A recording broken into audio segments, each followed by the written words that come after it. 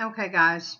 Um, I am really hoping that I'm continuing with the same video. I pray that I am. I had to stop it for a moment, but I'm hoping that I'm continuing. Um, if not, I'll try to find some way to stick it on there with it together. But anyway, like I say, we have gotten we have gotten to a point to where I don't think we were ever meant to be in this country, economically, financially, and every other kind of way. That I don't think they ever meant for us to be successful like that here in this country. I think we were always supposed to be the servants, the slaves, and what have you, second class, third class citizens here in this country. And so, you start looking at the black community, as I say, you start looking at the black community, and you see, like I say, the drugs, the crime, the prostitutes, the all of that. Really no real good positive whatever as you would see in other areas of town. Even would they have areas of town where they call in most cities Chinatowns. Most of those have great businesses. They have things for just for their people. I mean, you go into like Indian. I don't mean Native American, but I mean like Indian type neighborhoods or whatever, or areas of town. They have businesses, they have restaurants, they have schools. I mean, they have everything. But like I say, when you start looking at the black community, it's the horror story. And, um, one of the things that really bothers me, let me just go on with this video. One of the things that really bothers me is that we do so much complaining as black people. We call and cry victim so much. And I understand the victim mentality. I understand us saying what's unfair and systematic racism and all that. I understand that. And I agree with that. But I still think that, as I keep saying, in this country, we have achieved so much. There's so many educated black people, lawyers, doctors, teachers, scientists, um, everything in every field of success that there is in America, there are lots of black people in it. Um, and so, like I say, when you start looking at the black community, a lot of times I find that you have these blighted houses, blighted schools. I mean, look at Detroit, look at New Orleans, look at so many predominantly black cities. Now, we understand what happened with Katrina. We understand that, whether we think that it was man-made or not, we know that city got completely tore up, destroyed, whatever. Not completely, because there's still people there. However, a lot of us, we get upset, and we were upset, when white people began to buy up those properties and buy up those lands and everything for nothing, really, and make it their own, and then make it so expensive or whatever that black people can't come back. And we know that's the situation in a lot of the areas. And some of the areas are just so uninhabitable, still torn up, that black people can't go back. But like I say, I think we as black people have the means to rebuild our own. We get mad at gentrification. We get mad when white people and Asians, China and all that. I mean, they say really China has just about bought up Detroit. And it probably, they probably have bought a whole bunch of other black and other, places here in America. I know that they have, because America owes them so much money until hell. They just about own us pretty much, period, outright anyway. But getting back to our own communities, we get upset when gentrification happens. We get upset when, they buy up our lands and buy up our houses and buy up whatever, and then make it white and make it to where we can't come back, and create zoning laws and all this kind of stuff to where we can't come back. But as I say, there's enough black money in the black community to buy these places ourselves. That's really what I wanted to say in this video. But we don't do that. And we cry and we complain and we piss and we moan because the white people are buying it up, and the Jews are buying it up, and the Asians are buying it up.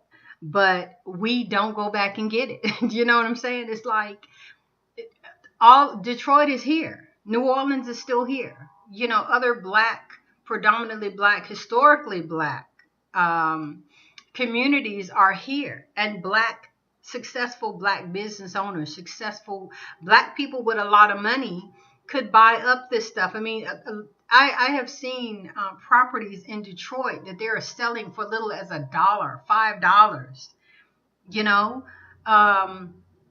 But we black people, we are so sometimes disconnected with our people and with our heritage and with our culture, especially once we reach a level of success and a level that to where we have that kind of money.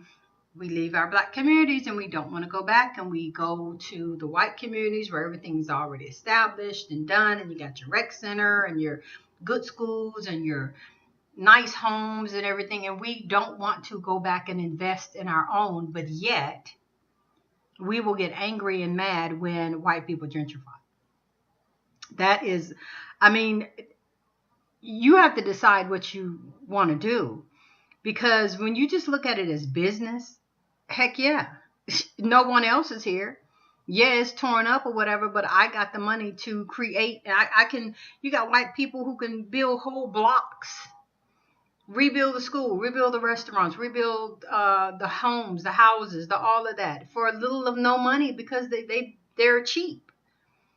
And if they can do it and it's just about business, then I mean, hey, they would kind of be crazy not to.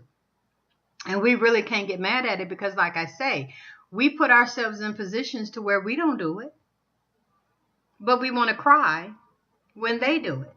And we can't be that way. If you want your own, if you want your communities, if you want your historical black whatever, then you, the ones who have the money and the means or whatever, need to be the ones to go back, buy this stuff up, recreate this stuff, rebuild this stuff, make it affordable for black people. If you want to preserve your heritage and you want black people back in it, and that's an if. That's an if. Because like I said in the last video, a lot of times black people, once they have achieved a certain level of success, the truth of the matter is that they don't want to deal with black people anymore. That's just the honest truth of it. They don't want to.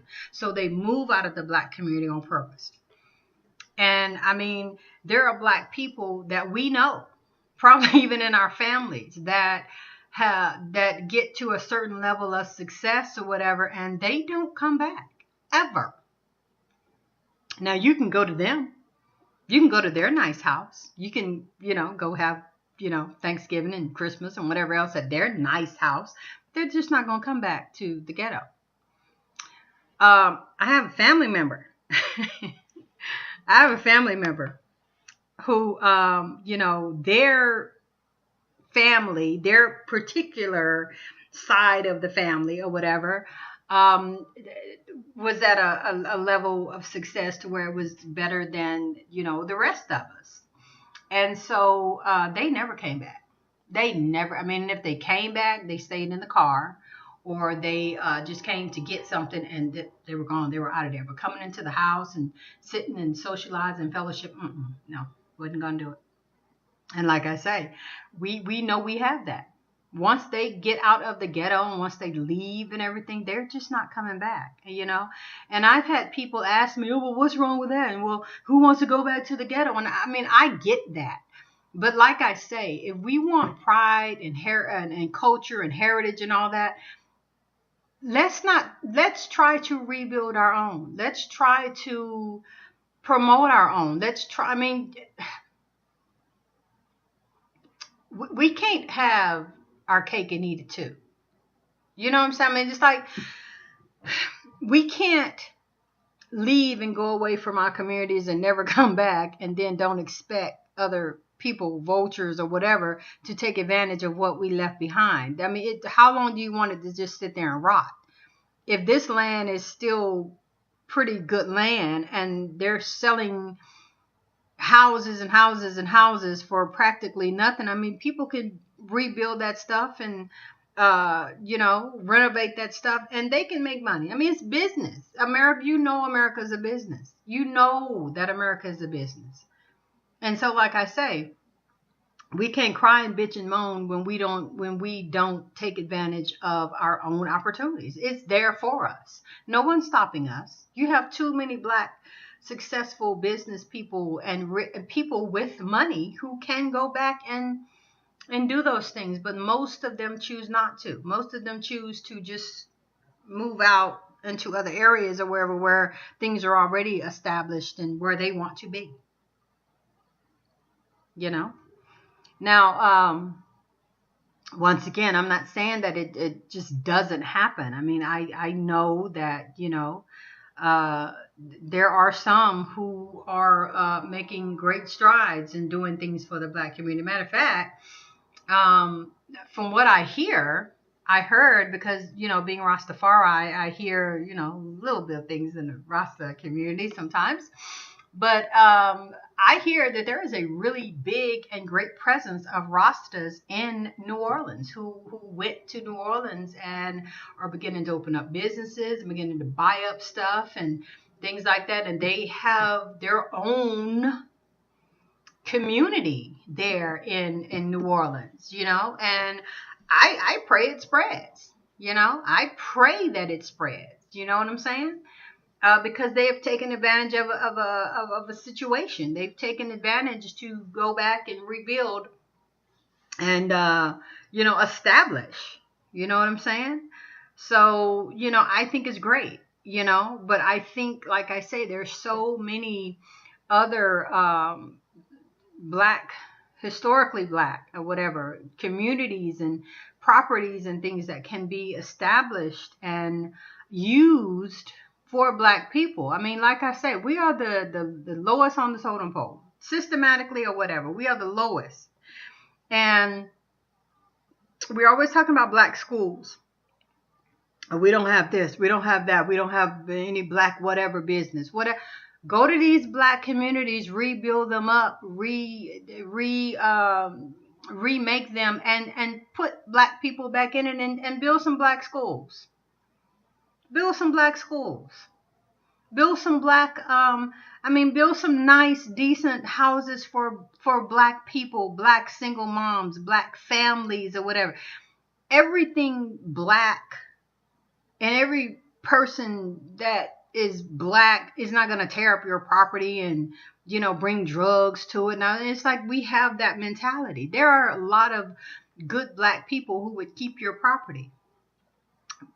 Black senior citizens, do it for them, whatever.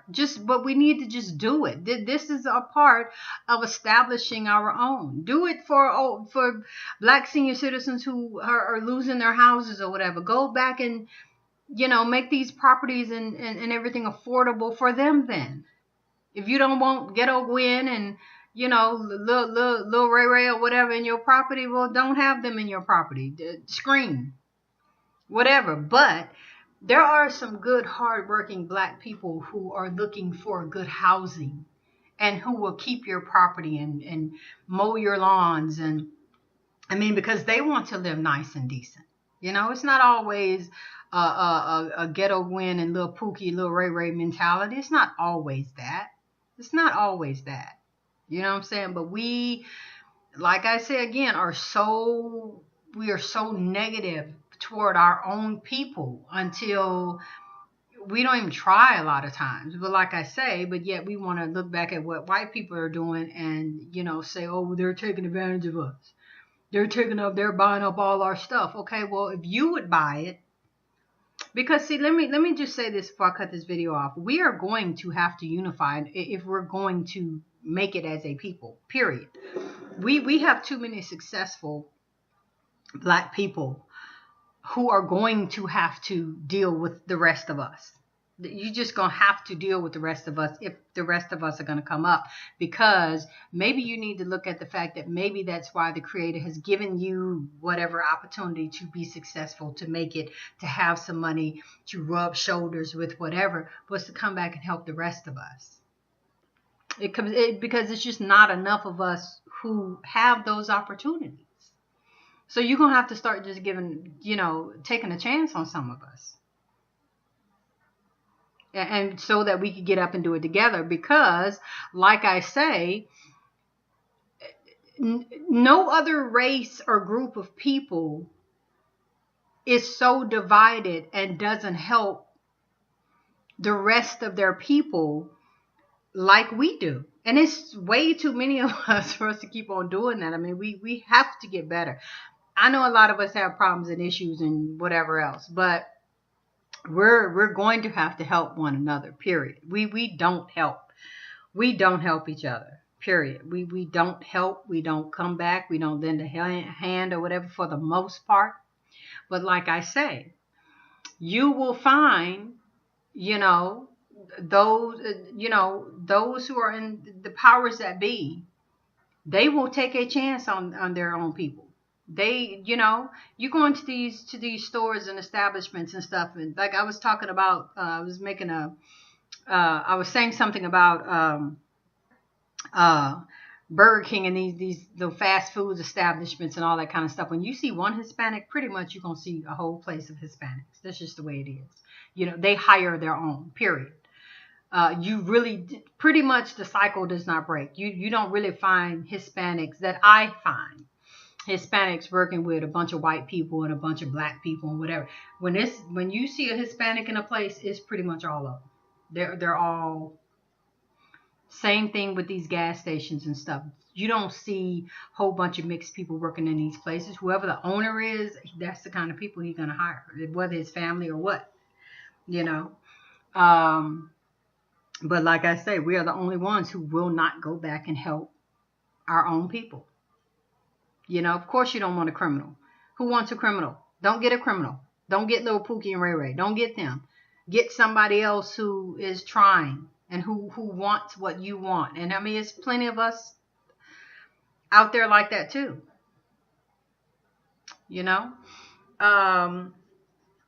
But yeah, we are going to have to help one another. That's just the bottom line. So the ones who made it are going to have to change their mind, and the ones who are coming up are going to have to change their mind too, because then you need to look at it too that, yeah, nobody wants you, ghettoing up their property and, having a whole bunch of people and cars and music and all that kind of crap on people's property. They don't want that. They don't want you ghettoizing their stuff. So you need to change your attitude too. Treat that place as the same you would if it was somebody else of another race. Don't go and dog people's property and dog people's schools and dog people's whatever because, they're black like me. But they're trying to run a business. They're trying to do something. And you have to wonder sometimes, maybe is that the reason why black people don't want to deal with other black people, because they already know they're going to tear up their stuff. They're going to, steal their stuff. They're going to, we all have to do better. We're going to all have to do better.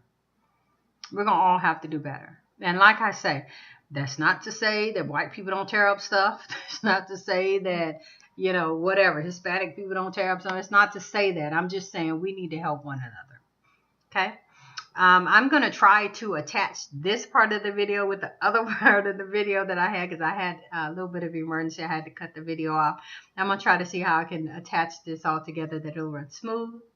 And I hope you got a good understanding of what I'm talking about. I would love to hear some feedback on what you say, what you feel about gentrification and, black people, we coming back and establishing and rebuilding and doing our own for our own people. That's black liberation, it's a start to black liberation. So you changing our mindset, So anyway, guys, to the next video. Hope you have a great day. Have a great week. And we'll see you next time.